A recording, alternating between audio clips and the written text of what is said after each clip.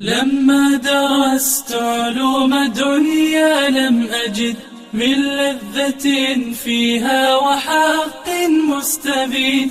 أقبلت في قسم الشريعة أرتوي علما ونفعا دائما دنيا ودين. ما بين فقه أو أصول واعتقاد أو حديث الصادق الهادي الأمين. بس الحمد للہ رب العالمین والصلاة والسلام علی رسولہ سیدنا و مولانا محمد وعلی آلہ واصحابہ اجمعین وعلی کل من تبعہم بإحسان الی یوم الدین. اما بعد، علم الحلال والحرام سے متعلق انشاءاللہ ہمارا آج چوتھا محاضرہ ہے. گزشتہ محاضرات میں ہم نے جو پڑھا ہے اسے ایک نظر دیکھ لیتے ہیں تاکہ ہمیں صحیح ربط سمجھ میں آ جائے.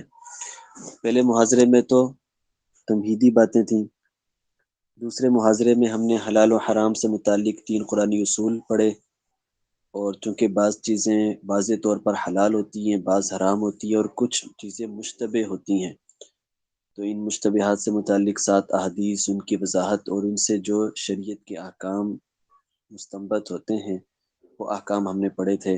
شبہ کب معتبر ہوتا ہے، شبہ سے بچنا کب واجب ہوتا ہے، کب مستحب ہوتا ہے، کیا شبہات سے بچنا غلو فی الدین میں شامل ہے یا نہیں ہے، اور مشتبہ چیز سے متعلق فیصلہ کرنے کے لیے کن اصولوں کو پیش نظر رکھا جائے گا، یہ چیزیں بھی ہم نے پڑھی تھی.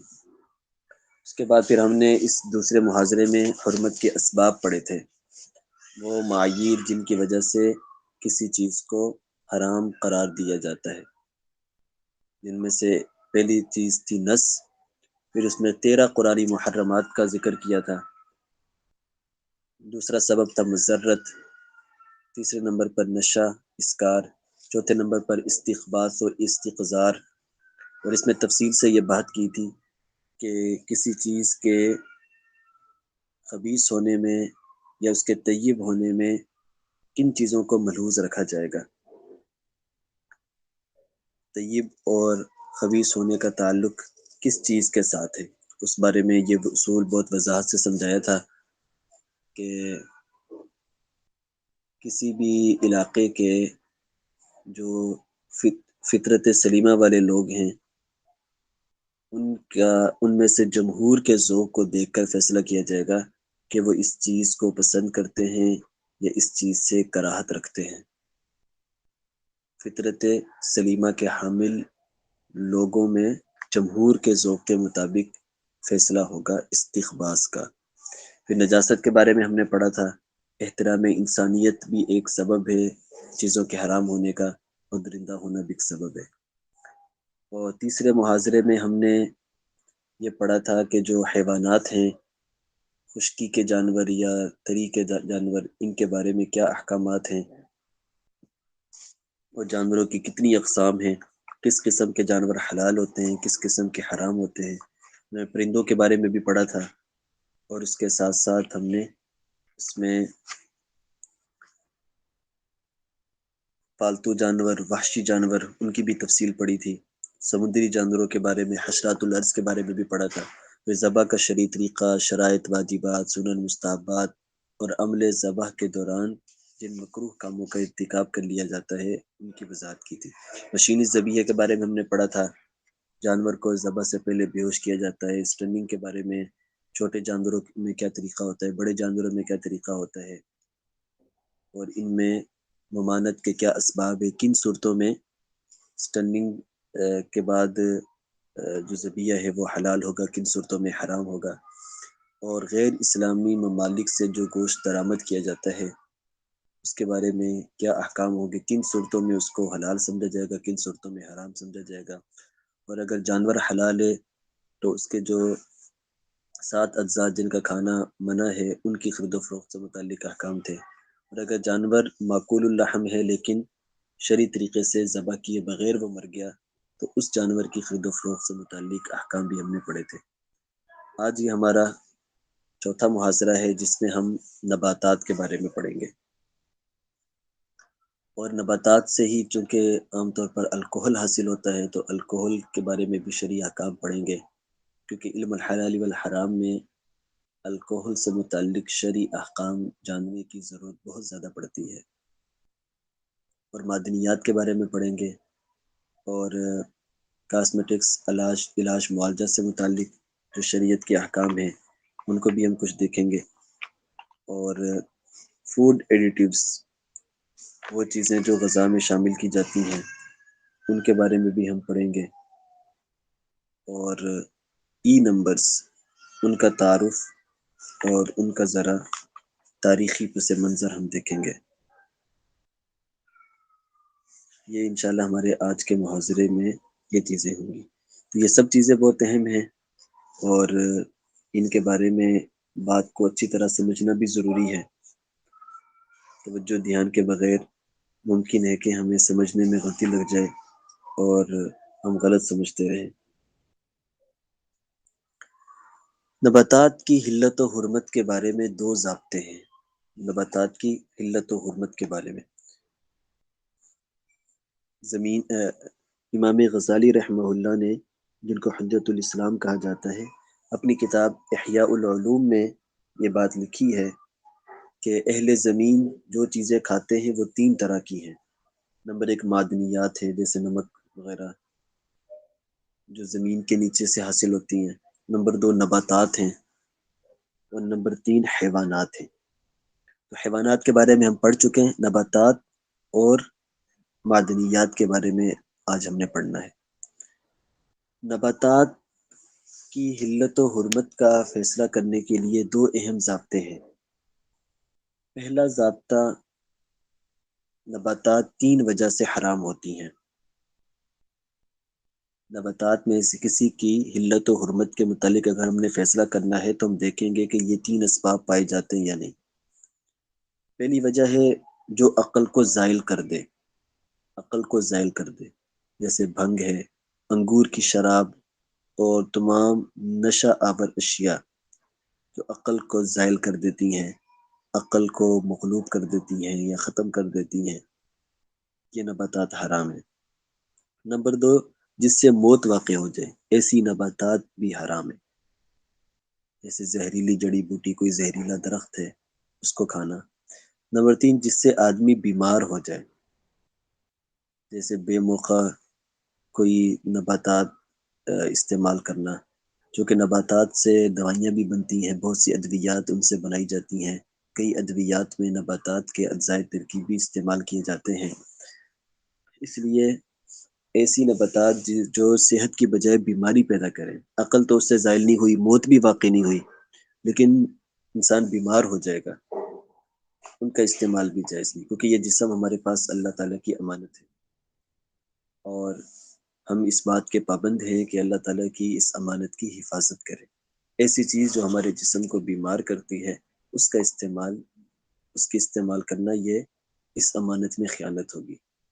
تو پہلا ضابطہ ہے، تین وجہ سے نباتات حرام ہوتی ہے۔ نمبر ایک، جو عقل کو زائل کر دے۔ نمبر دو، جس سے موت واقع ہو جائے۔ نمبر تین، جس سے آدمی بیمار ہو جائے۔ دوسرا ضابطہ ہے کہ اگر کوئی چیز زہریلی ہے لیکن اس کا زہر کسی طرح سے ختم کر دیا گیا ہے، تو کیا اس کی حرمت ختم ہو جائے گی؟ کیونکہ زہریلی ہونے کی وجہ سے اس کی حرمت تھی، اس کا استعمال حرام تھا۔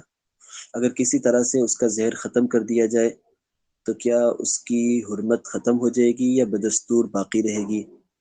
تو اس کا ضابطہ یہ ہے کہ اگر، چونکہ ان اشیاء کی حرمت لعینہ ہی نہیں ہے، لغیرہ ہی ہے، نقصان کی وجہ سے، تو اگر ان سے نقصان کا امکان ختم ہو جائے تو پھر یہ چیز حرام نہیں رہے گی، پھر حلال ہو جائے گی۔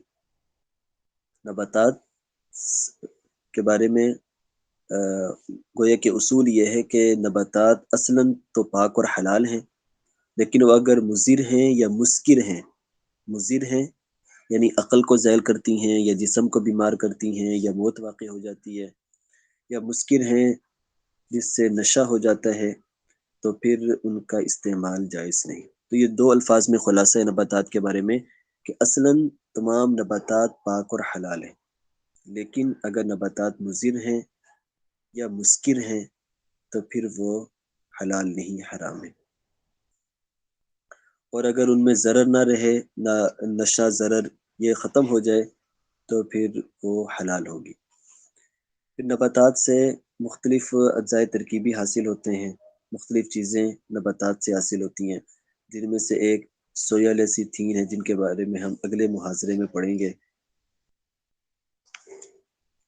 اور سائٹرک ایسڈ، اس کے بارے میں بھی ہم اگلے محاضرے میں پڑھیں گے۔ یہ بھی ایک نباتاتی مادہ ہے اور ترش ذائقہ کے لیے یہ استعمال ہوتا ہے۔ اور نباتات سے کچھ رنگ حاصل کیے جاتے ہیں، ان کے بارے میں بھی ہم آگے پڑھیں گے۔ کچھ ای نمبرز کی بحث کے تحت آئیں گے، اور کچھ انشاءاللہ ہمارے اگلے محاضرے میں آئیں گے، نباتات سے جو مختلف رنگ حاصل ہوتے ہیں۔ اس میں دیکھا جائے گا، چونکہ اصلاً تو نباتات حلال ہیں، تو ان میں دیکھا جائے گا کہ اگر حلال چیزوں سے کوئی رنگ حاصل کیا گیا ہے تو پھر کسی مرحلے میں اس کے ساتھ کوئی حرام یا نجس چیز استعمال نہ کی گئی ہو، کوئی مضر صحت چیز استعمال نہ کی گئی ہو، پھر تو وہ رنگ حلال ہے، اسے استعمال کرنا جائز ہے۔ خواہ کھانے میں ذائقہ بڑھانے کے لیے استعمال کیا جائے، یا اس سے خوشنما بنانے کے لیے استعمال کیا جائے، یا اسے ادویات میں استعمال کیا جائے، کسی بھی مرحلے میں اس میں حرام یا نجس چیز کا استعمال نہ ہو اور کوئی مضر صحت چیز بھی اس کے اندر نہ ہو۔ اس کے بعد ہے الکحل۔ موجودہ دور میں الکحل کا استعمال غذاؤں میں بھی ہوتا ہے، ادویات میں بھی ہوتا ہے، اور کاسمیٹکس جو چیزیں زیب و زینت کے لیے جسم پر لگائی جاتی ہیں، ان میں بھی اس کا بکثرت استعمال ہوتا ہے۔ اور چونکہ اس کا ماخذ شراب ہے، اس لیے اس کے حکم کا مدار، اس کا ماخذ اور ان کی تفصیلات وہ جاننا ضروری ہے۔ یہ بات آپ نے پڑھی ہوگی کہ اشربا کی 4 قسمیں ہیں، اشربا اربعہ، اشربا کی 4 قسمیں ہیں۔ ایک تو ہے انگور کی کچی شراب، النی من ماء العنب، جس کو عربی زبان میں الخمر کہا جاتا ہے، النی من ماء العنب، جسے عربی میں فقہ میں الخمر کہا جاتا ہے، یہ انگور کی کچی شراب ہے۔ اور دوسرا ہے انگور کی پختہ شراب، المطبوخ، اور پھر اگر اسے پکایا گیا تو پکانے سے اس کا پانی خشک ہو رہا ہوگا، تو اگر اسے اتنا پکایا گیا کہ 2/3 پانی، 2/3 پانی اس کا جل کر ختم ہو گیا، اور باقی صرف 1/3 سے کم باقی رہ گیا، جیسے مثلا 3 کلو پانی تھا، اس میں انگور ڈالے، انہیں آگ پر پکایا، اور وہ 3 کلو تھا، وہ پھر 2.5 کلو رہ گیا، پھر 2 کلو رہ گیا، پھر وہ 1 کلو رہ گیا، تو 1 کلو سے جب کم رہ گیا پھر چولہا بند کر دیا گیا، تو یہ حلال ہوتا ہے، اس کا پینا جائز ہوتا ہے۔ لیکن اگر اس سے تھوڑا پکایا گیا اور ابھی تک وہ آدھا باقی ہے، مثلا اسے کہتے ہیں المطبوخ المنسقف، 3 کلو میں سے 1.5 کلو جل گیا اور 1.5 کلو باقی ہے، تو یہ بھی حرام ہے، اس کا بھی استعمال جائز نہیں۔ تو انگور کی ایک ہوتی ہے کچی شراب، جسے آگ پر نہیں پکایا گیا، جس کو الخمر کہا جاتا ہے، اور دوسرا انگور کی پکائی ہوئی شراب، جسے آگ پر پکایا گیا اور 2/3 سے کم جلا ہے اور 1/3 سے زیادہ اس کا باقی ہے، تو وہ ناجائز ہے۔ لیکن اگر اور پکایا گیا اور 2/3 یا اس سے زیادہ جل گیا تو پھر وہ جائز ہو جائے گی۔ تیسرے نمبر پر ہوتی ہے کھجور کی شراب، جس کو نقیع التمر کہا جاتا ہے، السکر بھی کہا جاتا ہے، نقیع التمر بھی کہا جاتا ہے۔ اور چوتھے نمبر پر کشمش کی شراب، جس کو نقیع الزبیب کہا جاتا ہے۔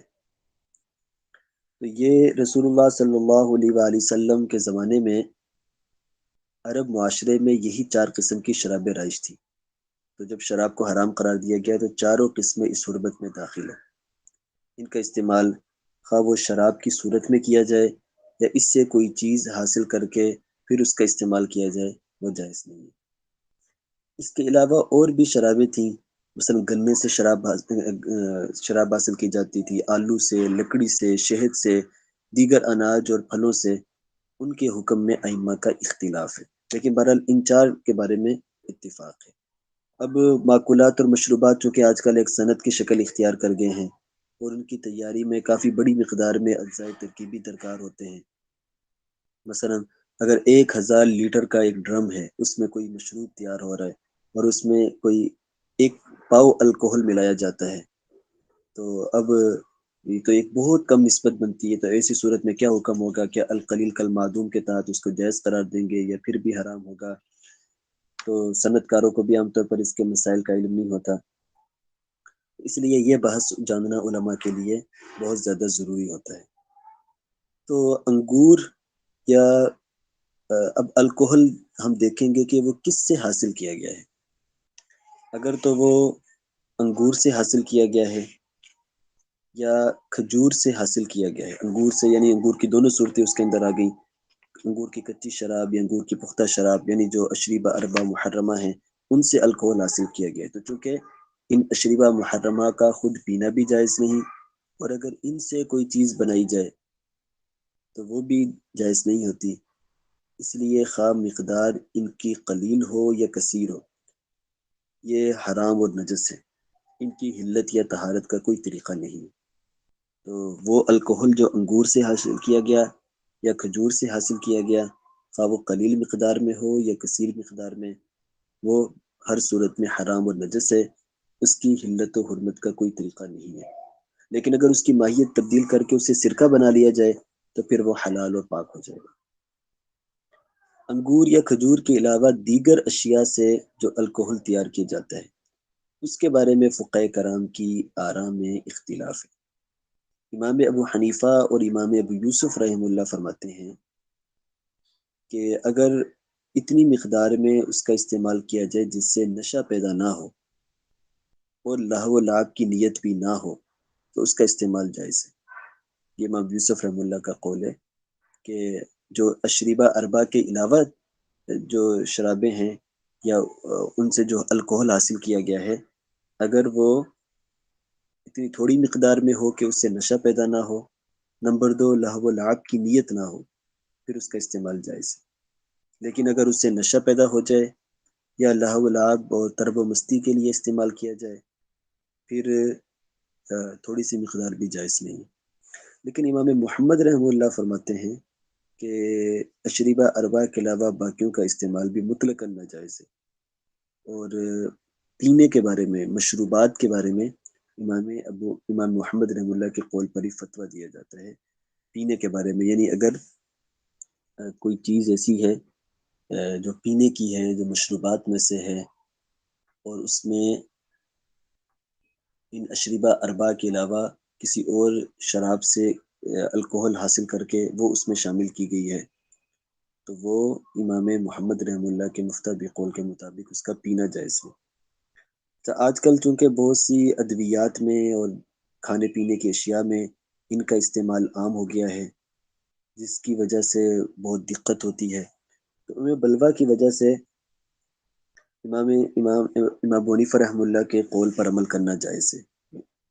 پہلے تو فتویٰ دیا جاتا تھا امام محمد رحمہ اللہ کے قول پر، اور ان کا قول یہ ہے کہ اشریبہ اربع کی طرح باقی شرابوں کا استعمال بھی مطلقاً ناجائز ہے، لیکن بلوا کی وجہ سے، حرج کی وجہ سے ابھی امام ابو حنیفہ رحمہ اللہ کے قول پر اب فتویٰ دیا جاتا ہے کہ اشریبہ اربع کے علاوہ باقیوں کا استعمال 2 شرطوں کے ساتھ جائز ہے۔ نمبر 1 اتنی مقدار ہو جس سے نشہ پیدا نہ ہو، نمبر 2 لہو و لعب کی نیت نہ ہو۔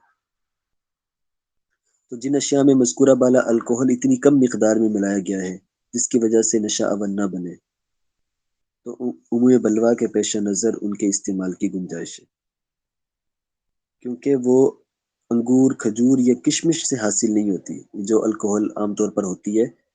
تو وہ جو آج کل ادویات میں، کھانے پینے کے اشیاء میں ہوتی ہیں، تو عام طور پر وہ انگور، کھجور یا کشمش سے حاصل نہیں ہوتی، بلکہ ان کے حصول کا ایک پورا طریقہ کار ہے کہ ایک بیکٹیریا ہوتا ہے ایک قسم کا، جس کو یسٹ کہا جاتا ہے، یسٹ، اس کو کسی نشاستہ یا شوگر کے ساتھ اس کا عمل تخمیر کروایا جاتا ہے، یعنی ایک خاص طریقہ کار ہوتا ہے جس طریقے کے اندر جو ہے وہ ایتھائل اور پانی باقی رہ جاتا ہے، اس کو الکوہل کہا جاتا ہے، اور آج کل زیادہ تر الکوہل براہ راست گنے کے شیرے جس کو مولائسس کہتے ہیں اس میں امر تخمیر کے ذریعے حاصل کیا جاتا ہے۔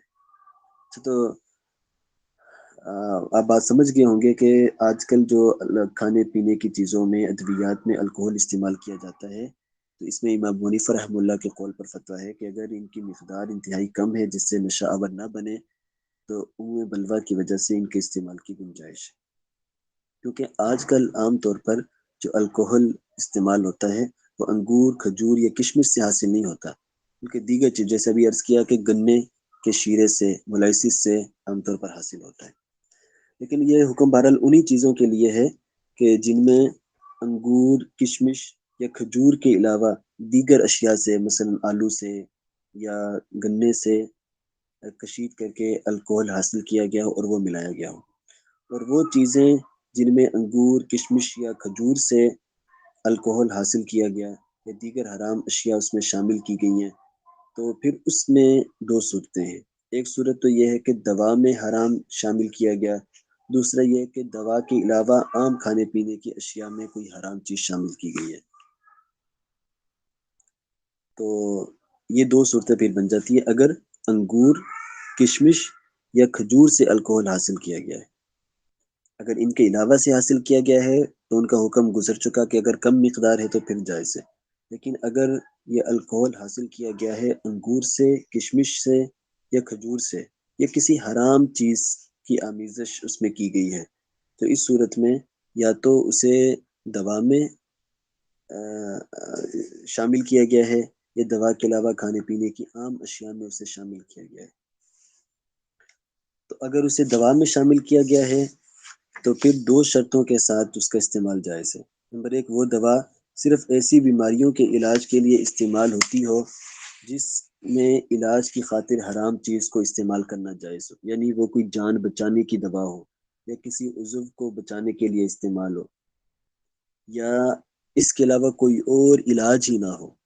اگر یہ دوا بھی استعمال نہ کی تو بیماری کبھی ٹھیک نہیں ہوگی، یعنی تداوی بالحرام کے جو مسائل آپ نے پڑھے ہیں وہ ان مسائل کی طرف ہم چلے جائیں گے کہ جو کھجور، انگور یا کشمش سے الکوہل حاصل کی گئی ہے یا دیگر حرام اشیاء سے حاصل کی گئی ہے، تو اس میں اگر دوا میں استعمال کی گئی ہے تو اس کی شرط یہ ہے کہ وہ دوا صرف ایسی بیماریوں کے علاج کے لیے استعمال ہوتی ہو جس میں علاج کی خاطر حرام چیز کا استعمال کرنا بھی جائز ہو جائے۔ ایسی بیماری، خطرناک بیماری جیسے جان بچانے کی یا کسی عضو کو بچانے کے لیے، یا اگر اس دوا کو استعمال نہ کیا جائے تو بیماری ٹھیک ہی نہیں ہوگی، اس بات کا غالب گمان ہو کہ اگر یہ دوائی استعمال نہ کی تو بیماری نہیں ٹھیک ہوگی۔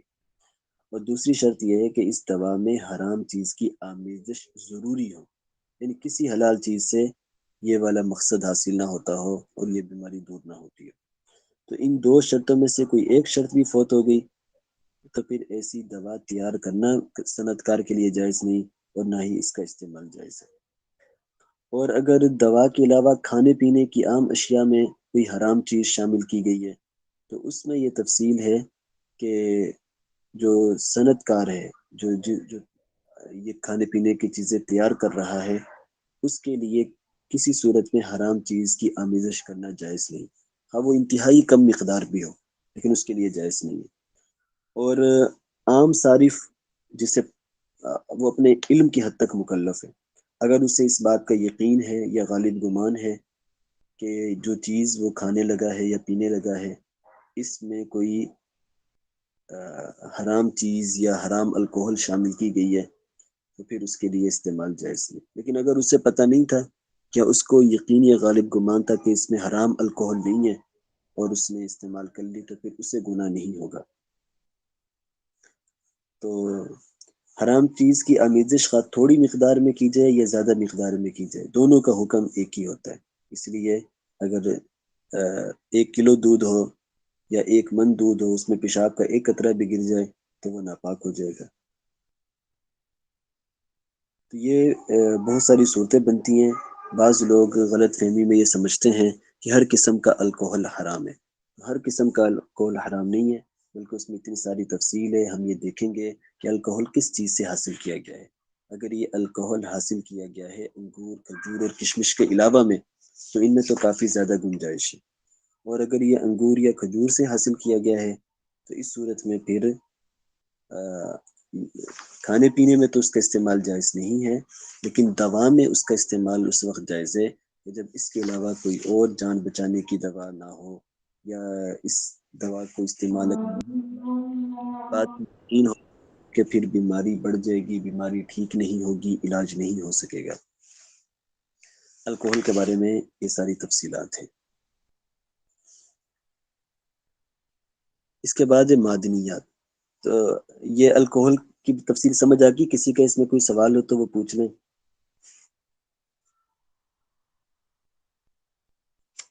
جی حضرت، یہ الکوہل جو آج کل کے سینٹ وغیرہ میں استعمال ہوتا ہے، خوشبو میں، تو اس کو استعمال کرنے کا کیا حکم ہے حضرت؟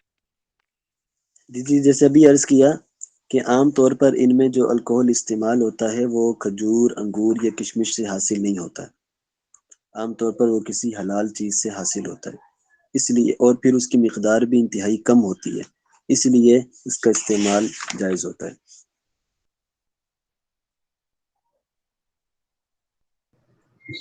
سوال تھا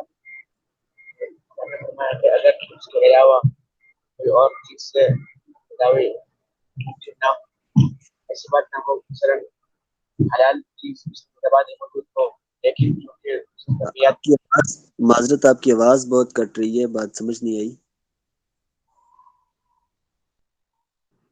اگر ایسا ہو صورتحال کے حرام اس کا حرام چیز حرام چیز ملائی گئی ہو، اس کے متبادل حلال بھی ہو، لیکن اس کے نادر ہونے کی وجہ سے اس کی قیمت بہت ہوگی۔ کی قیمت زیادہ ہو۔ اچھا، آپ کا سوال یہ ہے کہ جس دوائی میں حرام چیز کی آمیزش کی گئی ہے اس کی قیمت کم ہے، اور ایک دوسری دوا جس میں حلال اجزاء ہیں اس کی قیمت بہت زیادہ ہے، تو اس میں پھر ہر شخص کے اعتبار سے حکم ہوگا، اس میں عمومی فتویٰ نہیں دیا جائے گا۔ اگر کسی کے پاس اتنی رقم ہے کہ وہ مہنگی حلال دوا خرید سکتا ہے، پھر اس کے لیے یہ حرام چیز استعمال کرنا جائز نہیں ہوگا، لیکن اگر کسی کے پاس وہ حلال دوا خریدنے کی گنجائش نہیں ہے، تو جیسے اضطرار کی حالت میں مردار کھانا بھی جائز ہو جاتا ہے، شراب پینا بھی جائز ہو جاتا ہے، تو اسی طرح کی اگر اضطرار کی کیفیت بن جائے اور اس میں پھر یہ سستی والی دوا خرید کر استعمال کر لے، تو اللہ تعالیٰ کی رحمت سے امید ہے اس سے گناہ نہیں ہوگا۔ کہ بعض مرتبہ ایسی بھی صورتحال ہوتی ہے کہ وہ حلال جو متبادل شے ہے اس کی کمیات بہت تھوڑے ہوتے ہیں، تو اس کا ڈھونڈنا وغیرہ ملتا بھی نہیں ہے، شاید نادر ہے، اس کے مقابلے میں اس چیز میں حرام ہے وہ جو دستیاب ہے اور تناول سیر بھی ہے۔ آپ کی بات سمجھ نہیں آئی۔ کبھی کبھی ایسا ہوتا ہے کہ جو حلال جو تبادل ہے وہ بہت تھوڑے مقدار میں موجود ہوتے ہیں اور وہ شاذ و نادر ہوتے ہیں، ملنا بہت مشکل ہے، اس کے مقابلے میں جو حرام آمیزش کی گئی جو دوا ہے وہ دستیاب ہوتی ہے کافی۔ اور جی اس میں بھی بس رائے مبتلا بھی کا اعتبار ہوگا، اگر کوئی یہ سمجھتا ہے کہ یہ جو حلال والی چیز ہے یہ مل نہیں رہی لیکن میں اسے تلاش کر لوں گا، اسے اس بات کا یقین ہے، غالب گمان ہے کہ میں اس کو تلاش کر لوں گا، تو پھر اس کے لیے ابھی حرام والی چیز استعمال کرنا جائز نہیں ہے، لیکن اگر اس نے تلاش کی اور تلاش کے بعد اب مایوسی ہو گئی ہے کہ نہیں اسے چیز مل رہی، تو پھر اگرچہ کہیں مل بھی رہی ہو، اسے پتہ نہیں چلا کہ وہاں مل رہی ہے، اس نے حرام آمیزش والی دوا استعمال کر لی، تو اسے گناہ نہیں ہوگا۔ تو ہر شخص کے اعتبار سے پھر احکام بدل جاتے ہیں۔ یہ مسئلہ ہوتا ہے کہ ہر آدمی چیک نہیں کرتا ہے، بحث نہیں کرتا، تلاش نہیں کرتا کہ اس میں حرام آمیزش ہے کہ نہیں، جو دوا ڈاکٹر نے کہہ دی وہی لے لی، ہو سکتا ہے اس کا متبادل موجود ہو، اس کا معلوم بھی نہ ہو۔ جی دیکھیں، اس میں شریعت نے اس طرح تو تحقیق میں پڑھنے کا حکم نہیں دیا، اس میں تو پہلی ذمہ داری تو ڈاکٹر ہی کی ہے۔ اگر کوئی آدمی جان بوجھ کر ایسے ڈاکٹر کے پاس جاتا ہے جو حلال حرام کا خیال ہی نہیں کرتا، تو اس کا اس طرح جانا بھی ٹھیک نہیں ہے۔ اور اگر یہ ایک ڈاکٹر پر اعتماد کرتے ہوئے یہ سمجھ کر کے یہ حلال حرام کا خیال رکھے گا، اس کے پاس گیا ہے اور اس نے پھر ایسی دوا اسے لکھ کر دے دی اور اسے بھی اس دوران پتہ نہیں چلا، تو پھر اس صورت میں اللہ تعالیٰ کی رحمت سے امید ہے اسے گناہ نہیں ہوگا، لیکن پھر اس ڈاکٹر کو گناہ ہوگا، یا اگر اسے پتہ تھا کہ یہ ڈاکٹر ایسا کام کرتا ہے تو پھر اس کا جانا بھی غلط تھا، پھر اس کو بھی گناہ ہوگا۔ تو اس کا اس میں عموماً اصول عموماً کے اعتبار سے جی بات سمجھ نہیں آئی؟ یعنی عموماً بلوا کی وجہ سے یہ جائز وغیرہ ہوگا۔ جی جی، ام بلوا کی وجہ سے، اور شریعت میں چونکہ گناہ کا تعلق تو ہے یا تو آدمی جاہل ہو، جہالت ہو، یا پھر جان بوجھ کر کوئی کام کرے، تو شریعت نے اس کا مکلف نہیں کیا کہ آدمی جب بھی کوئی دوا خریدے پھر لیبارٹری جائے اور جا کر تحقیق کرے کہ کیا اس میں کوئی حرام چیز تو شامل نہیں ہے، اس کے اجزائے ترکیبی کیا ہیں۔ اس میں کچھ ذمہ داری پھر اسلامی ریاست کی ہوتی ہے کہ وہ وہاں ایسا انتظام کرے کہ حرام چیز مارکیٹ میں نہ آئے، بازار میں نہ آئے۔ تو کچھ ذمہ داری ریاست کی ہے، کچھ ذمہ داری ڈاکٹرز کی ہے، کچھ ذمہ داری ادویات بنانے والی کمپنیز کی ہے، کچھ ذمہ داری اس میڈیکل سٹور والوں کی ہے کہ وہ ایسی چیزیں نہ رکھیں۔ ہمارا ہر ایک کی اپنی ذمہ داری ہے۔ جی جی جی آگے ہم دیکھتے ہیں معدنیات کو۔ معدنیات اصلاً ساری ہی حلال ہیں، بس اس کے اندر بھی وہی اصول ہے، وہ معدنیات مضر نہ ہوں، مسکر نہ ہوں۔ اس میں کاسٹک سوڈا ایک زمین سے نکلنے والے اجزاء میں سے ایک اہم جز ہے، تو چونکہ اس میں جب زمین سے نکلتا ہے کوئی ناپاک چیز شامل نہیں ہوتی، تو اس طرح یہ بات چیزیں کوئی حرام جو شامل نہ ہونے کی وجہ سے پاک ہوتی ہیں، لیکن پھر دیکھا جائے گا کہ اس میں اس کا کھانا صحت کے لیے مضر ہے یا مضر نہیں ہے۔ تو کاسٹک سوڈا کا کھانا صحت کے لیے مضر ہے، اس لیے اس کو کھانے کی کسی چیز میں شامل کرنا اس طور پر کہ اس کے مضر صحت اجزاء اس میں برقرار رہیں، تو یہ جائز نہیں ہے۔ اگر اس کو شامل کیا گیا، اس کے ساتھ کوئی اور ایسی چیز شامل کی گئی جو اس کے مضر اثر کو ختم کر دیتی ہے، تو پھر اس کا استعمال جائز ہو جاتا ہے۔ اور جو چیزیں صفائی کرتی ہیں ان میں بھی کاسٹک سوڈا ملایا جاتا ہے، تو انسانی جسم کے خارجی استعمال بھی اس کا ہوتا ہے۔ تو بہرحال یہ مضر کا اصول بار بار دیکھیں گے، اور ادویات میں بھی اس کو استعمال کیا جاتا ہے۔ اسی طرح نکل کیٹلسٹ بھی ایک زمین سے نکلنے والی ایک دھات ہے، ایک زمین سے نکلنے والی ایک دھات سے اس کو تیار کیا جاتا ہے۔ تو ان کچھ اجزاء کے بارے میں ہم کل پڑھیں گے۔ تو معدنیات کے بارے میں اصل حکم یہی ہے کہ اگر مضر نہ ہوں، نشہ آور نہ ہوں، تو یہ پاک اور حلال ہے۔ پھر ان سے مختلف رنگ بھی بنائے جاتے ہیں، مختلف رنگ ان سے حاصل کیے جاتے ہیں، کھانے پینے کی مختلف اشیاء میں وہ رنگ استعمال کیے جاتے ہیں، بلکہ آج کل تو ان کا استعمال تقریباً ضروری ہو چکا ہے، ان میں کوئی نشہ نہیں ہوتا، اور بعض اوقات مقدار بہت کم ہونے کی وجہ سے صحت پر کوئی خاص اثر نہیں پڑتا۔ ان میں سے بعض چیزیں صرف اس کھانے کی کے ظاہر کو خوشنما بنانے کے لیے استعمال ہوتی ہیں، بعض چیزیں ذائقہ بڑھانے کے لیے استعمال ہوتی ہیں۔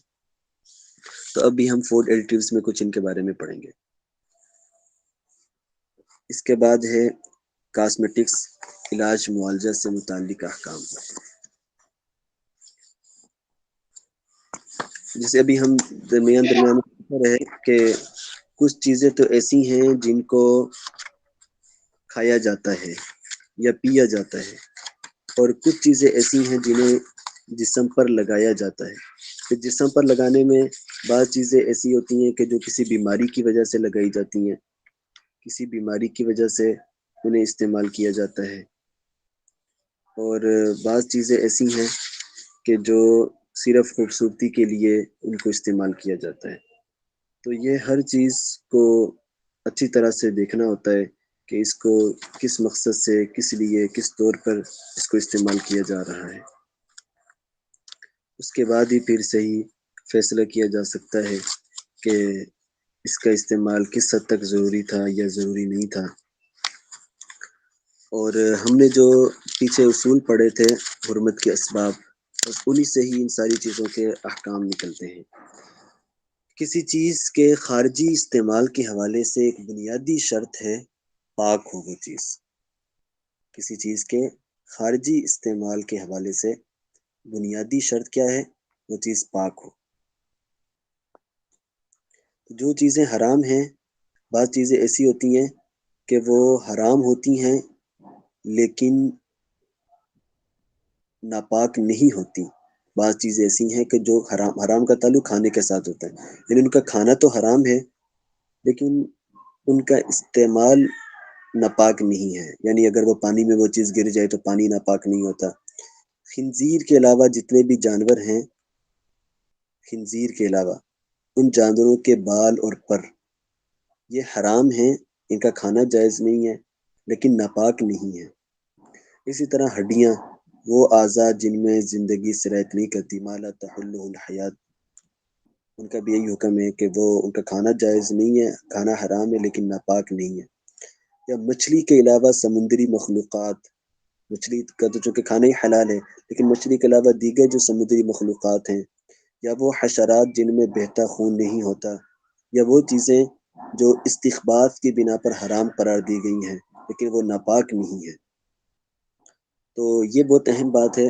بعض اوقات لوگ ہر حرام چیز کو ناپاک بھی سمجھتے ہیں، اور وہ سمجھتے ہیں کہ جیسے اس کا کھانا جائز نہیں، اس کا داخلی استعمال جائز نہیں، اسی طرح اس کا خارجی استعمال بھی جائز نہیں۔ تو وہ یہ سمجھتے ہیں کہ پانی کے اندر یہ کیڑا گر گیا تو اب یہ پانی شاید سارا ناپاک ہو گیا، یا پانی میں بال گر گئے، پانی میں ہڈیاں گر گئیں تو وہ سمجھتے ہیں کہ شاید پانی ناپاک ہو گیا۔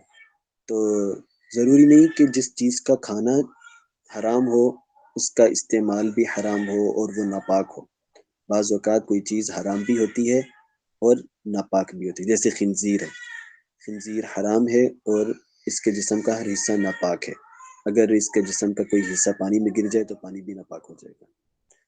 اور بعض چیزیں ایسی ہیں کہ جو حرام ہوتی ہیں لیکن ناپاک نہیں ہوتی، جیسے ابھی چیزیں ذکر کی، خنزیر کے علاوہ باقی جانوروں کے بال اور پر اور ہڈیاں اور وہ اعضاء جن میں زندگی جس میں خون سرایت نہیں کرتا، اور مچھلی کے علاوہ دیگر سمندری مخلوقات، اور وہ کیڑے، وہ حشرات جن میں بہتا خون نہیں ہوتا، اور وہ چیزیں جو استخباث کی بنا پر حرام ہیں، وہ ناپاک نہیں ہیں، تو ان کا خارجی استعمال جائز ہے۔ میک اپ کے استعمال میں، دیگر ایسی مصنوعات میں جو صرف خارجی طور پر استعمال ہوگا جائز ہے، بشرطے کہ نشہ یا ضرر نہ ہو، مضر نہ ہو۔ اسی طرح کارمائن کا ایک رنگ ہے، سرخ رنگ کا ایک سرخ رنگ ہے جو اس کو کارمائن کہتے ہیں یا کارمینک ایسڈ کہتے ہیں، جو کیڑے مکوڑوں سے حاصل ہوتا ہے، تو اس کے بارے میں ہم آگے پڑھیں گے۔ اسی طرح گائے کی کھال سے یا ہڈیوں سے جیلیٹن بنائی جاتی ہے، جس کے دوران دباغت کا ایک مرحلہ بھی ہوتا ہے، تو یہ تبدیل ماہیت ہے، اس کے بارے میں ہم انشاءاللہ آئندہ محاضرے کے اندر پڑھیں گے۔ تو خارجی طور پر بدن پر کسی چیز کے استعمال کے لیے جو شرعی اصول و قواعد ہیں، ان کے علاوہ کچھ ایسے معیارات ہیں جن کا غذا اور دوا سے تعلق نہیں ہے۔ مثلا مردوں کے لیے سونے چاندی کا استعمال جائز نہیں، خالص ریشم کا بدن پر استعمال جائز نہیں، لیکن ان چیزوں کا داخلی استعمال شرعی طور پر فی نفسی منع نہیں ہے۔ اسی لیے چاندی، مٹھائی وغیرہ جو کھانے کی بعض ڈشیں ہوتی ہیں تو ان کو سجانے کے لیے اوپر چاندی کے ورق کی علماء نے گنجائش دی ہے کہ اگرچہ چاندی کو پہننا جائز نہیں ہے لیکن چاندی کے ورق کو اگر کھا لیا گیا تو وہ جائز ہے۔ تو علاج معالجے میں بھی کافی ساری چیزیں ذکر کر دی گئی ہیں۔ اللہ تعالیٰ نے انسان کو چونکہ کرامت بخشی ہے، معزز بنایا ہے، اس لیے انسانی جان کو ایک مقدس امانت قرار دیا، اور اس کی حفاظت کے لیے اللہ تعالیٰ نے طرح طرح کے سامان پیدا کیے۔ ایک حدیث کے مطابق اللہ تعالیٰ نے کوئی بیماری ایسی پیدا نہیں کی جس کی دوا پیدا نہ کی ہو، چونکہ بیماری میں انسان کو تکلیف ہوتی ہے، پریشانی ہوتی ہے، بعض اوقات بیماری میں انسان کی جان جانے کا بھی خطرہ ہوتا ہے، اس لیے اللہ تعالیٰ نے انسانی جان کی حفاظت کے لیے انسان کی تکلیف کو دور کرنے کے لیے جمادات سے، نباتات سے، بہت سے جانوروں کے دودھ سے، گوشت پوست ہڈی وغیرہ سے علاج معالجے کو جائز قرار دیا، اور علاج کے معاملے میں شریعت نے بہت سی آسانیاں پیدا کی ہیں، حتیٰ کہ بعض حرام چیزیں جن کا کھانا جائز نہیں ہوتا لیکن دوا میں ان کے استعمال کی اجازت ہو جاتی ہے۔ تو اب ہم علاج میں دیکھیں گے اضطراری حالت ہے یا غیر اضطراری حالت ہے۔ علاج کے بارے میں فیصلہ کرنے کے لیے ہم کیا دیکھیں گے کہ اضطراری حالت ہے یا غیر اضطراری حالت ہے۔ اگر اضطراری حالت ہے یعنی مرض ایسا ہے جس میں انسان کی جان کو خطرہ لاحق ہے، تو ایسی صورت میں جیسے قرآن پاک میں بھی ہے فَمَنِ اضْطُرَّ فِي مَخْمَصَةٍ غَيْرَ مُتَجَانِفٍ لِإِثْمٍ فَإِنَّ اللَّهَ غَفُورٌ رَحِيمٌ، کہ اضطرار میں اللہ تعالیٰ حرام چیز کو بھی جائز کر دیتے ہیں۔ تو اس میں شراب، خنزیر، مردار جانور کو کھا کر اپنی جان بچانے کی قرآن نے بھی اجازت دی ہے۔ اچھا، یہ جو گنجائش دی گئی ہے اس ضرورت کا تعلق بھوک یا کسی دشمن سے جان کو لاحق خطرے سے، اس لیے اگر اقرا کیا جائے تو بکرا کے لیے بھی اجازت ہو جاتی ہے، اور اس کو تو ہر شخص خود محسوس کر سکتا ہے کہ مجھے اتنی بھوک لگی ہوئی ہے کہ اگر میں نے یہ مردار نہ کھایا تو میں مر جاؤں گا، یا یہ جو دشمن میرے سر پر کھڑا ہے اور مجھے مجبور کر رہا ہے، اکراہ کر رہا ہے، اگر میں نے اس کی بات نہ ماری تو جان سے مار دے گا، یعنی اس خطرے کو ہر شخص محسوس کر سکتا ہے۔ لیکن مرض کی وجہ سے کیا اس کی جان کو خطرہ ہے یا نہیں ہے، یہ آدمی کو خود نہیں پتہ چل سکتا۔ اس کے لیے اسے اعتماد کرنا پڑے گا اپنے معالج پر، اپنے ڈاکٹر پر، وہ جیسے کہے ویسے کرنا پڑے گا۔ اس لیے ایسی صورت میں علماء نے ڈاکٹر کی رائے پر اعتماد کرنے کی گنجائش دی ہے، بشرطے کہ وہ ڈاکٹر اپنے فن میں ماہر ہو۔ اگر ایک اناڑی اور نا تجربہ کار اور اس چیز کا علم نہیں رکھتا، اگر اس کے پاس علاج کروانے آدمی چلا گیا ہے تو پھر اس صورت کے اندر اجازت نہیں ہے۔ اسی طرح یہ بھی ایک کوشش ہونی چاہیے، اصل تو شرط یہی ہے کہ وہ علاج معالجے میں ماہر ہو، اپنے فن میں اسے مہارت ہو۔ اس کے ساتھ ساتھ ایک یہ بھی شرط ہوتی ہے کہ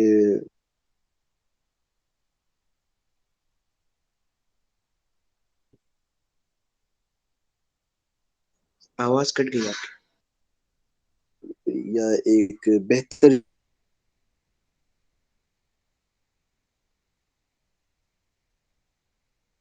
چیز یہ ہے کہ وہ حلال حرام کا خیال رکھنے والا ڈاکٹر ہو، اگرچہ مکمل طور پر بھی آپ آواز کٹ نہ گئی ہو، تھی۔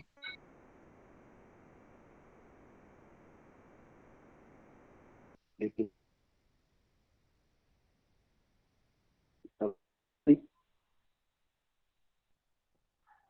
میری آواز صحیح ہے؟ آپ کا وہ اسکرین شیئر بھی رک گیا۔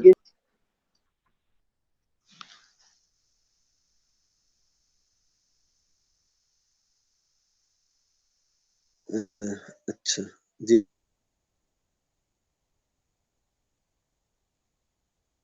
میں ابھی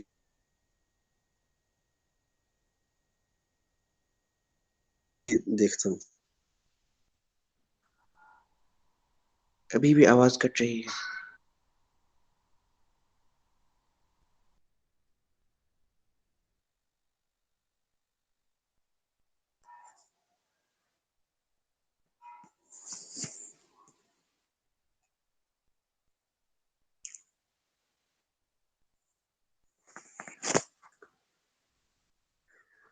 جی ابھی سکرین نظر آ رہی ہے جی جی نظر آ رہی ہے۔ اور آواز بھی میری ٹھیک ہے؟ جی آواز بھی ٹھیک ہے۔ تو میں عرض کر رہا تھا آپ کہ چیک اضطراری حالات میں اگر ماہر ڈاکٹر کہے کہ حرام چیز سے علاج کرنا پڑے گا تو پھر علاج کرنے کی گنجائش ہے، لیکن اگر غیر اضطراری حالت ہے یا بیماری ایسی ہے کہ جس میں جان جانے کا خطرہ نہیں ہے، البتہ تکلیف شدید ہے، تو ایسی حالت میں بھی شریعت نے کچھ سہولیات دی ہیں۔ ایسے حالات سے متعلق چونکہ قرآن و سنت کی نصوص میں کوئی قطعی فیصلہ نہیں ملتا، اس لیے اس میں پھر فقہاء کرام کے درمیان کچھ اختلاف بھی ہوا ہے۔ یعنی جو اضطراری حالت ہے اس میں تو اتفاق ہے کہ اس کے لیے اگر کسی مباح چیز سے علاج ممکن نہیں ہے یا مفید نہیں ہے اور اضطراری حالت ہے، جان جانے کا خطرہ ہے، تو حرام چیز ڈاکٹر کے کہنے پر حرام چیز سے اپنے مرض کا علاج کر سکتا ہے۔ لیکن اگر غیر اضطراری حالت ہے، جان جانے کا خطرہ نہیں ہے مگر تکلیف شدید ہے، تو بعض حضرات فرماتے ہیں کہ ایسی حالت میں حرام چیز سے علاج جائز نہیں، کیونکہ رسول اللہ صلی اللہ علیہ وسلم کے حدیث سے اللہ تعالیٰ نے مسلمانوں کی شفا اس چیز میں نہیں رکھی جو ان پر حرام ہے۔ لیکن جمہور فقہاء اس صورت میں حرام چیز سے معالجے کی گنجائش دیتے ہیں۔ جمہور فقہاء غیر اضطراری حالت میں جس میں تکلیف شدید ہے اس میں بھی حرام چیز سے علاج کی گنجائش دیتے ہیں، اور ان کی دلیل حدیث اورنیین ہے۔ قبیلہ اورینا کے لوگ، انہیں رسول اللہ صلی اللہ علیہ وآلہ وسلم نے علاج کے لیے اونٹ وغیرہ حلال جانوروں کا پیشاب استعمال کرنے کی اجازت دی تھی، حالانکہ ان لوگوں کی کوئی اضطراری حالت نہیں تھی۔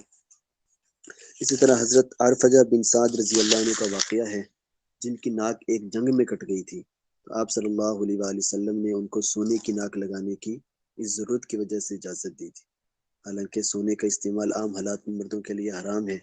تو اس لیے جمہور علماء کا اتفاق ہے کہ ایسی شدید تکلیف کی صورتوں میں بھی مذکورہ بالا شرائط کے ساتھ حرام چیز سے علاج معالجے کی گنجائش ہے۔ تو اصول یہ نکلا کہ مضر چیز یا مسکر چیز یا مستقذر اور مستخبص جن چیزوں کی حرمت لذاتی نہیں ہے بلکہ خاص علتوں کی وجہ سے ہے، اگر ان کا علاج معالجے کے لیے اس طور پر استعمال کیا جائے کہ ان میں وہ ضرر نشہ وغیرہ باقی نہ رہے، تو علاج معالجہ کی ضرورت سے ان چیزوں کا استعمال جائز ہے۔ ویسے چیز مضر تھی، مسکر تھی، لیکن وہ ضرر ان کا دور کر دیا گیا۔ اور حرام لذاتی ہی چیزیں جیسے مردار کے اجزاء وغیرہ انسان اور خنزیر کے علاوہ کسی بھی جاندار کی ہڈی کو بطور علاج استعمال کرنے کی گنجائش ہے۔ آج کل دواؤں میں بالخصوص جو کیپسولز ہوتے ہیں ان کے خول میں ہڈیوں سے تیار شدہ جیلیٹن کثرت سے استعمال ہوتی ہے،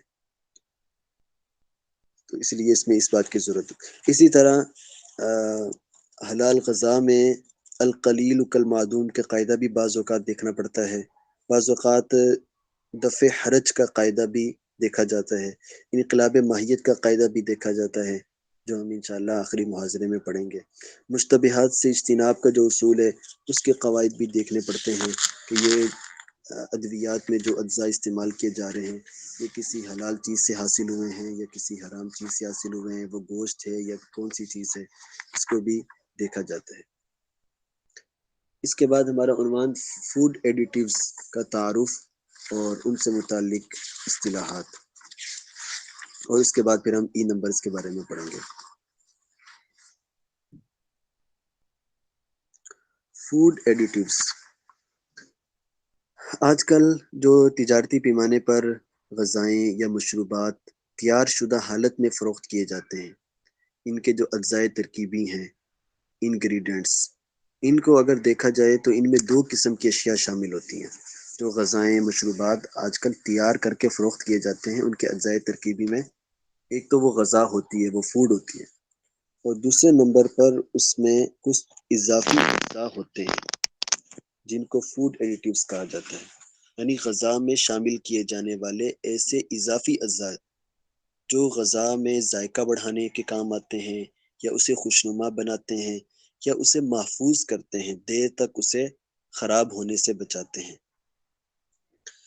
تو اس کی ہم یوں تعریف کر سکتے ہیں، فوڈ ایڈیٹیوز سے مراد ہیں وہ اشیاء جن میں غذائی قدر مفقود ہوتی ہے، یعنی وہ غذا کے لیے نہیں ہے یا غذائی قدر معمولی ہوتی ہے، اور ان کا استعمال ہوتا ہے غذائی اشیاء کو خوشنما بنانے کے لیے، ان کا ذائقہ بڑھانے کے لیے یا انہیں محفوظ کرنے کے لیے، یا جانوروں کی خوراک کی تیاری میں بھی یا جانوروں کی خوراک کو ذخیرہ کرنے کے لیے انہیں استعمال کیا جاتا ہے۔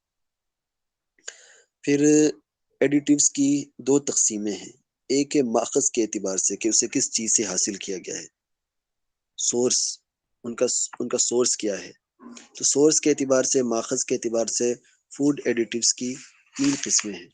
ایک تو ہے قدرتی ایڈیٹیوز، جو کسی غذائی مواد میں قدرتی طور پر پائے جاتے ہیں، دوسرے ہوتے ہیں جو قدرتی سے مماثل ہیں، انسانوں نے قدرتی ایڈیٹیوز کی نقل کر کے انہیں تیار کر لیا ہے، اور تیسرے ہوتے ہیں مصنوعی، جو مصنوعی طور پر تیار ہوتے ہیں، قدرتی طور پر نہیں پائے جاتے۔ تو یہ مختلف ان کی اقسام ہیں، ان کے کئی طرح کے فوائد ہوتے ہیں۔ غذا کی ظاہری حالت کو بہتر بناتے ہیں، ذائقہ بہتر بناتے ہیں، غذا کو زیادہ صحت افزا بناتے ہیں، زیادہ صحت مند بناتے ہیں، زیادہ وٹامنس اس میں لے آتے ہیں، اس میں چربی کم کر دیتے ہیں، غذا کی تیاری میں آسانی پیدا کرتے ہیں، غذا کو اس کے ذخیرہ کرنے کی صلاحیت کو بڑھاتے ہیں۔ اب ان کا حکم آگے آ رہا ہے، یہ فوڈ ایڈیٹیوز سے۔ تو فوڈ ایڈیٹیوز مختلف قسم کے آتے ہیں، جن میں سے حضرت آپ کچھ کا ہم شاشہ انشاءاللہ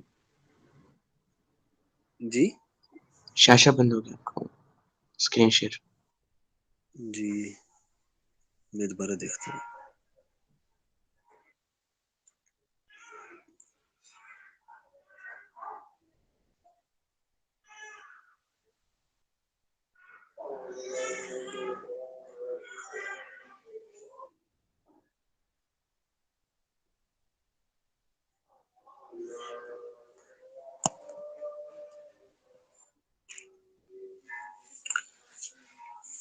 جی نظر اب آ رہی ٹھیک ہے۔ ہے، جی جی۔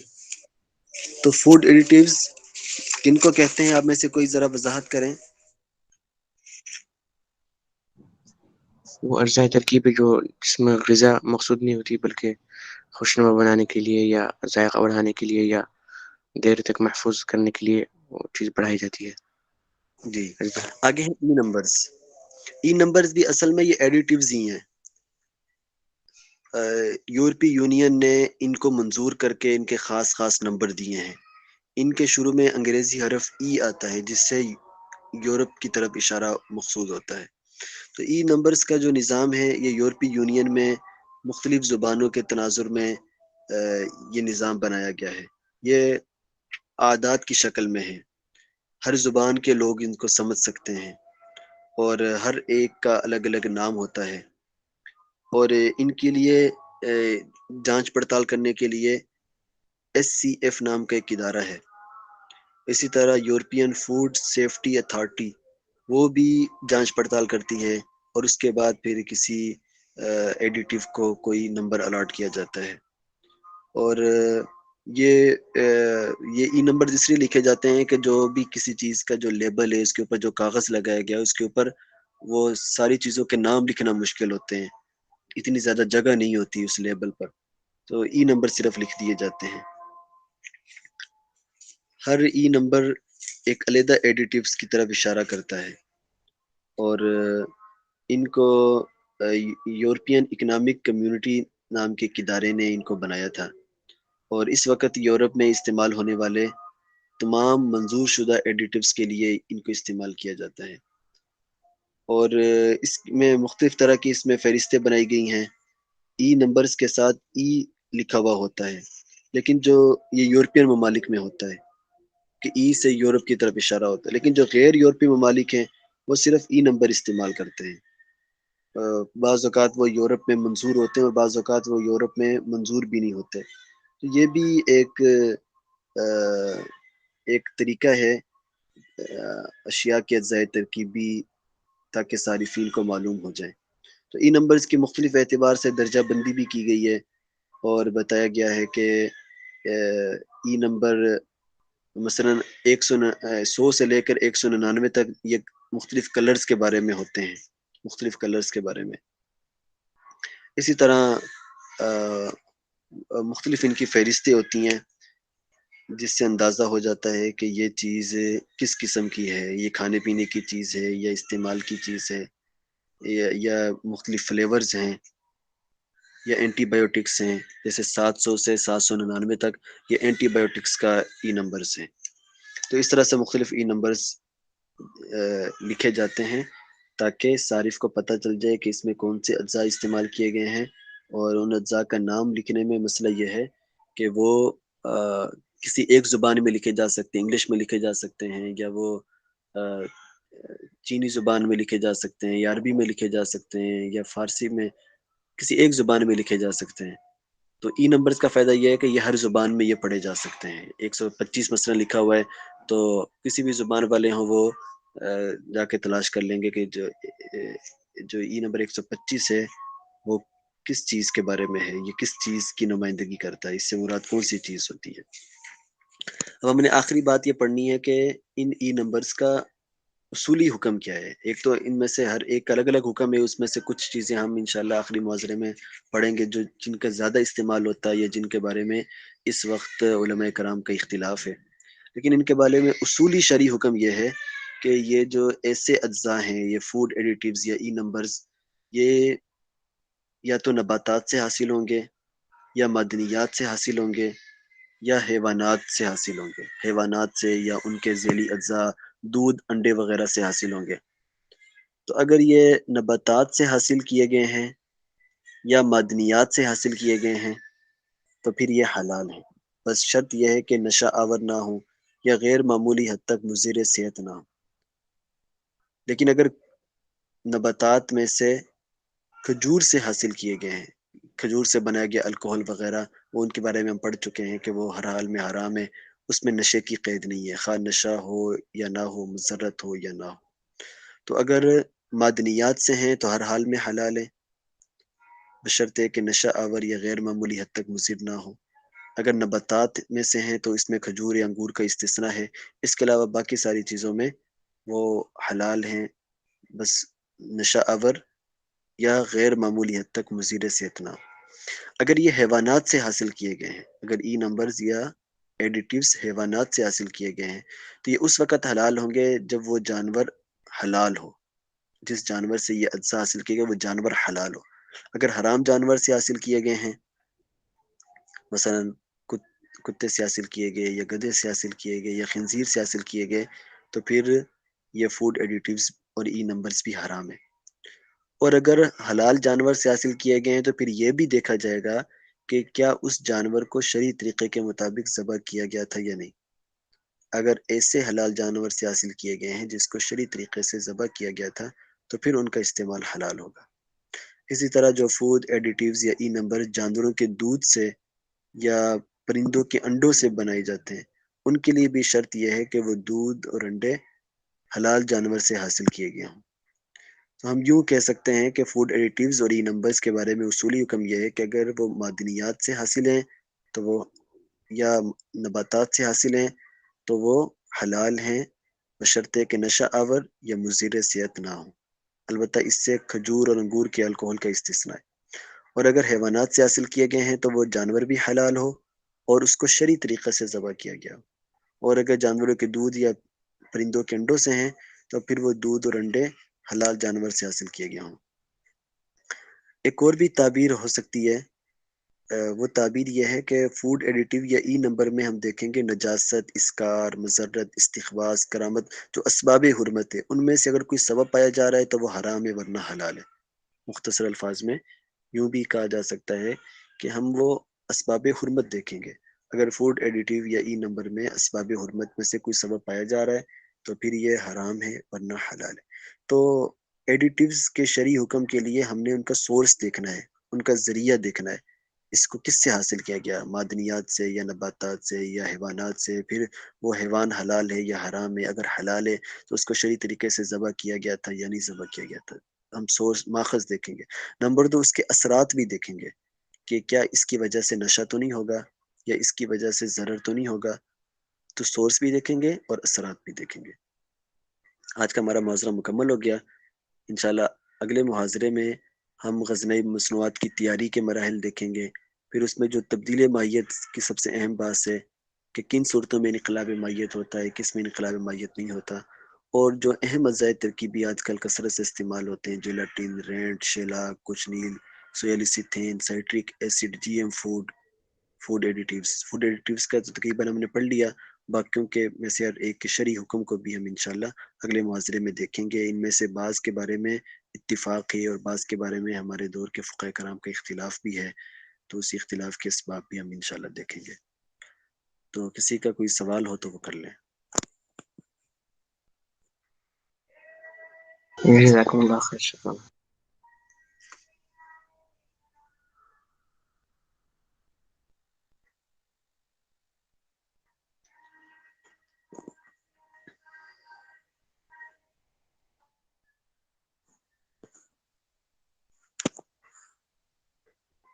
ای نمبرز کا کچھ خلاصہ سمجھ آ گیا؟ جی حضرت، میں نماز میں تھا، نماز کا وقت تھا، مجھ سے کچھ چھوٹ گیا ہے. ای نمبر کی تھوڑی سی مختصر وضاحت کرنا چاہیں حضرت، مہربانی ہوگی. ٹھیک ہے، جو ساتھی موجود تھے ان میں سے کوئی بتا دیں.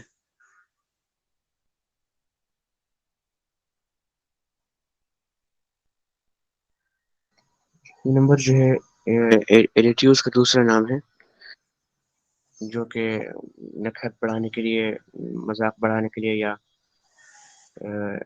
حفاظت کے لیے، زیادہ دیر تک حفاظت رہے اس لیے بڑھائی جاتی ہے. اور نہیں، ایسے نہیں کہیں گے کہ یہ فوڈ ایڈیٹیوز کا دوسرا نام ہے، ایسے نہیں ہے. یہ فوڈ ایڈیٹیوز ہی ہیں، لیکن ان کو ظاہر کرنے کا طریقہ ہے، ان کی نمائندگی کے لیے یہ اعداد ہیں.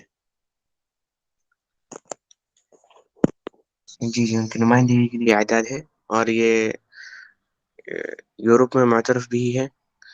باقی دول کا جو ہے کچھ منظور بھی نہیں ہے اس سے. جی کچھ منظور نہیں ہے. اس میں اصول حکم یہ ہے کہ اگر معدنیات یا نباتیات میں سے ہو، نباتات میں سے ہو. معذرت، آپ یہ بھی بتائیں کہ یہ نمبر کیوں لکھے جاتے ہیں، اجزائے ترکیبی کیوں نہیں لکھ دیے جاتے؟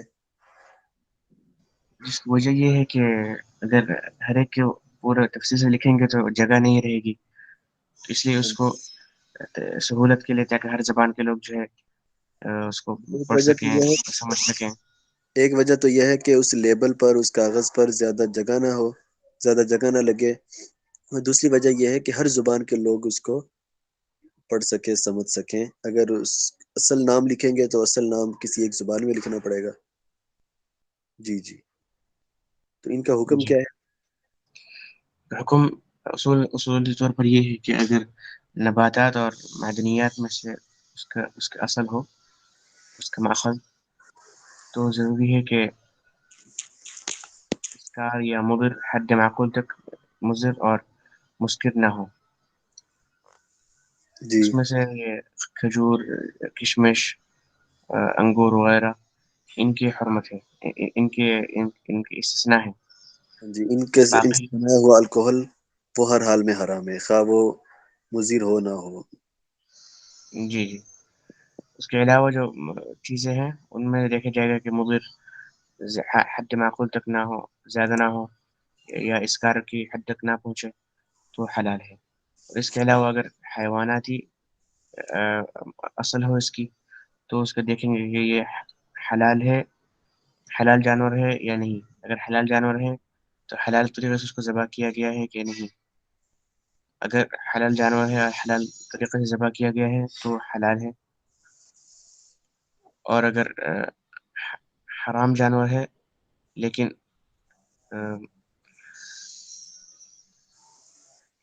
اگر حرام جانور ہے پھر تو حرام ہوگا.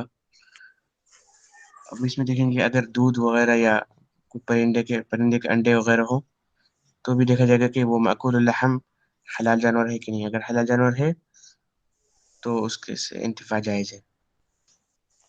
جی بالکل ٹھیک ہے، ماشاء اللہ، بالکل ٹھیک ہے. جی ٹھیک ہے، کلاس ختم کر دیں.